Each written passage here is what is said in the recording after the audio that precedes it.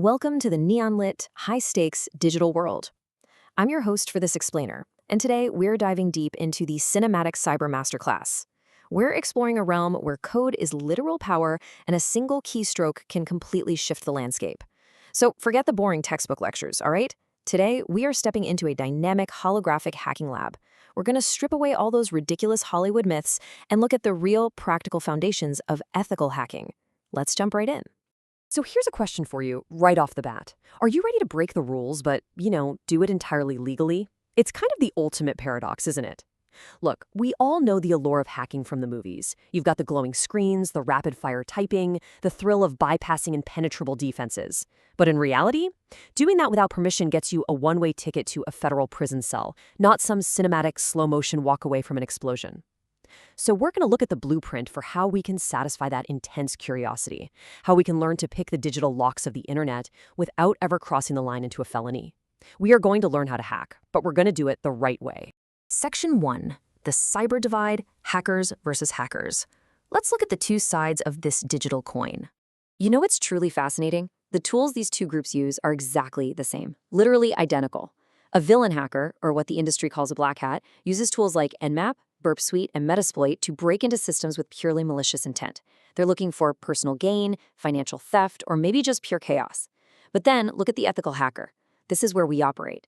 We use those exact same tools, the identical exploits, and the very same mindset. But our intent is entirely defensive. We find the flaws before the villains do, so we can patch them up and secure the systems. So which side are you choosing today? Because these skills are incredibly powerful, and honestly, intent is the only thing separating a highly lucrative career from a criminal record. Let's formally lock this down.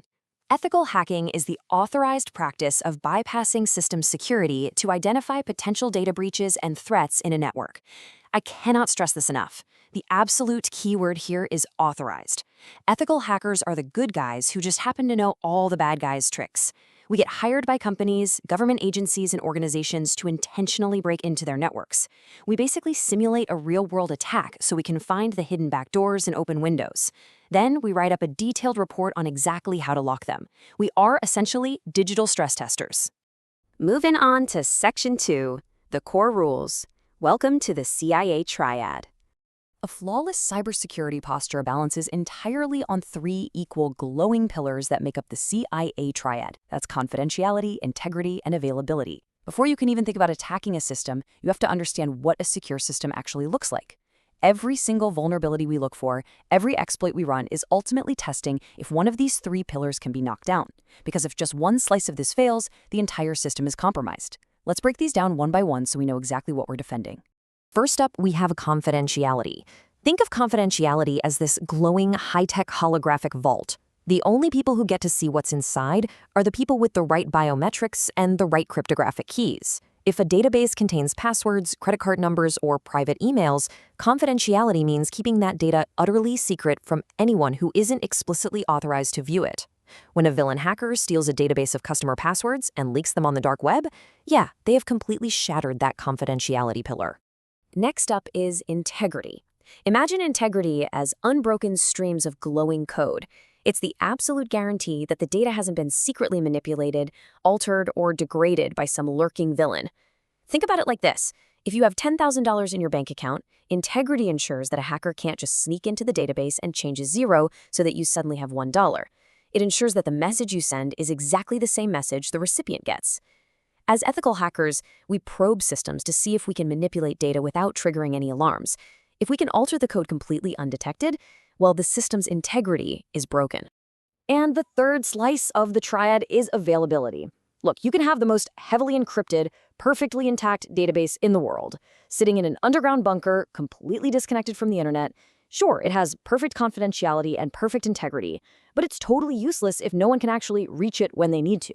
Availability is all about keeping the systems online, glowing, and reliably accessible to authorized users. When malicious actors launch a distributed denial of service, or DDoS attack, basically overwhelming a website with traffic until it completely crashes, they are directly attacking the availability of that system. Let's move to Section 3, the golden rule. Never cross the line. Okay, we need to shift the tone here to something deadly serious. The masterclass emphasizes a critical, unbending point. Ethics and legal authorization are mandatory. You never target real websites, period. Hacking might look unbelievably cool on TV with floating holograms and automated code raining down your screens, but real-world cyber laws are absolute. You cannot, under any circumstances, point your tools at a network, a server, or a website unless you have explicit, written permission from the owner to do so. Ignorance of the law is not an excuse, and unauthorized scanning is a very fast track to ruin. Let's look at how this builds into a mandatory, unskippable progression for any ethical hacker. This is the exact sequence of events that has to happen before you ever touch a keyboard in a professional setting. Step 1. Define the scope. You and the client sit down and decide exactly which IP addresses, applications, and networks are fair game and which are strictly off-limits. Step 2. Request permission based on that exact scope. Step 3. Receive legal authorization. This usually comes in the form of a signed contract or a rules of engagement document. The crucial point here is that only after all 3 of these steps are locked in stone do you reach step 4, begin testing. Seriously, if you skip steps 1 through 3, you aren't an ethical hacker. You're just an attacker.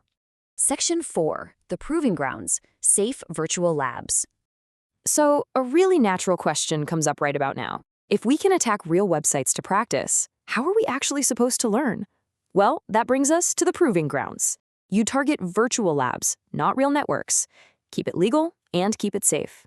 The beautiful thing about modern cybersecurity training is that the community has built these incredibly intricate, intentionally vulnerable applications and networks specifically for you to hack into. You can download these, host them locally right on your own machine using software like VirtualBox or VMware, and you can unleash absolute digital chaos on them without ever sending a single packet over the public internet. These environments are going to be our ultimate playgrounds for honing these skills. First, we have DVWA, which stands for the Damn Vulnerable Web Application. It's exactly what it sounds like. It's a brilliant sandbox for practicing classic web app vulnerabilities like SQL injection. Next is the OWASP Juice Shop. This is an incredibly detailed, intentionally flawed e-commerce site that is absolutely perfect for testing modern web security flaws. Then you have platforms like Hack the Box Academy, which offers highly guided, structured penetration testing paths, and Try Hack Me, which provides fantastic beginner cyber rooms that actually gamify the learning process. These are your designated safe targets. And the list doesn't stop there. There are a few more critical legal sandboxes you definitely should be aware of. Metasploitable is an intentionally vulnerable Linux virtual machine that acts as a sort of punching bag for your network testing tools. OWASP WebGoat is another stellar web application designed to teach you security lessons by letting you exploit them firsthand.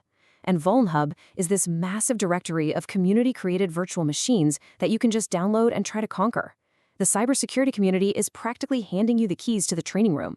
There is literally zero excuse to ever practice on a real, unauthorized target when you have this many safe sandboxes waiting for you. Finally, Section 5. Next steps. Booting up. We've covered the mindset of the ethical hacker. We've locked down the CIA Triad. And we've established the absolute necessity of legal authorization and safe virtual labs. But understand this. Today was just the mandatory briefing. It was the warm-up. Now that we know the rules of engagement, it's time to get our hands dirty. The next step in this journey is looking into how to install VirtualBox and a Kali Linux virtual machine, because the next time we meet, we aren't just looking at concepts, we are going to be diving headfirst into the terminal. So are you ready to boot up your virtual machines for the next explainer and take those first real steps into the matrix? I'll see you in the lab.